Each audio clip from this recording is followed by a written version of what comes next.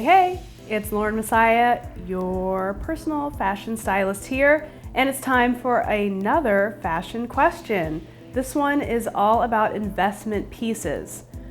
Hey Lauren, I was wondering if you could do a video on your YouTube channel about the best investment pieces. Like most people in their early 20s, I'm balling on a budget, and I'm noticing that a lot of wear on my cheaper fast fashion pieces that are very recent purchases. What would you say are the best pieces to invest a little more money into? Thanks. Thank you for your question. Balling on a budget, I get it. Even if you're not balling on a budget, a lot of people don't enjoy spending a bunch of money on their clothes. I wish that I didn't always enjoy spending a bunch of money on my clothes, but hey, we all got our thing.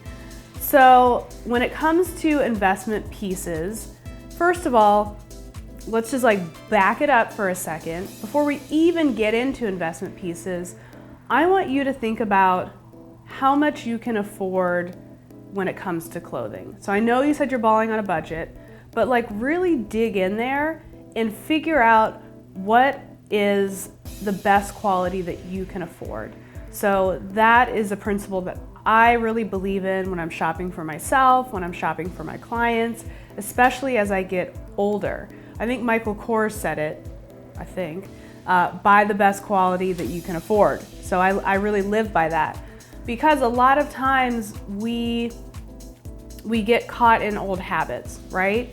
So you've always been shopping at Forever 21 and H&M, and all of a sudden you're getting older and you're still doing that, and then you realize, wait, I'm making a lot more money than when I used to do this.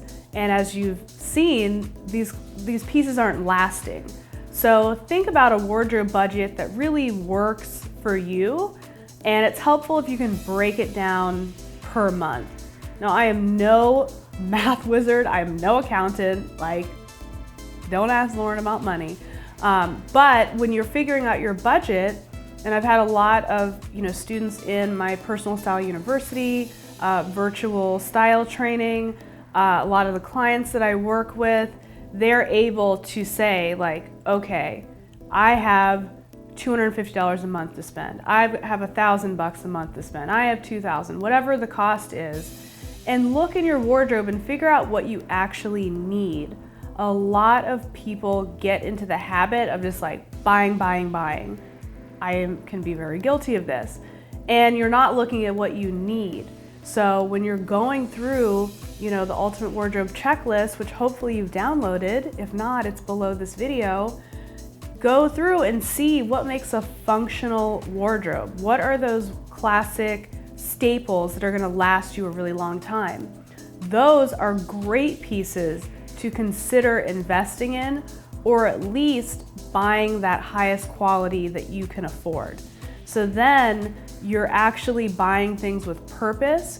You're buying things that are staples that you're gonna wear for a while. So just start slow. It's not like you have to wipe out the whole list and buy the best stuff you can right out the gate. You can say, I have $250 a month. I'm gonna buy each month one staple for my wardrobe, one staple, and I will spend up to $100 on it. Whether that's getting it consigned, finding it at TJ Maxx, finding it at Nordstrom Rack, I'm gonna get one great piece. And then maybe with the rest of your budget, you're I'm gonna get 2 fun fast fashion pieces that I'll probably wear 2 or 3 times, and I won't care if they fall apart. And then the rest, maybe it's all gone, or maybe you're gonna start a little fund for a mega investment piece. So when I don't know, you said you're in your 20s, I don't know how deep in your 20s you are, but I would encourage you to take a little bit of time to buy those major investment pieces. I've made all sorts of silly shopping mistakes. When I was in my early 20s, I bought this Gucci bag, and I was I'm getting an investment piece. So I spent $800 in this bag. I felt so fabulous. And it really wasn't an investment piece because it was not a classic Gucci. That bag was played out, in a year. So I'm not gonna tell you in your 20s to like invest in like, you know, a Chanel handbag. Like just start making a little piggy bank for that investment piece when you really know what you want. You know, a quality bag is something that's a really great thing to invest in. Of course, you know, a great pair of classic designer shoes, that's a great thing to invest in. But I think when you're early on in building your wardrobe, if I could go backwards, or I think of the things that I bought early on that I still have, like a great pair of leather pants or a perfect pencil skirt.